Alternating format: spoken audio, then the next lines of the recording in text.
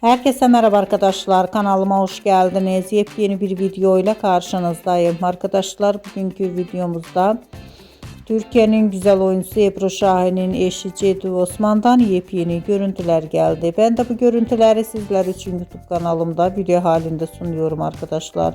Umarım beğenirsiniz. Videomu beğendiyseniz kanalımı izlemeyi ve bildirim butonuna basmayı unutmayın. Şimdilik benden bu kadar olsun. Yeni videomuzda görüşmek üzere. Hoşça kalın.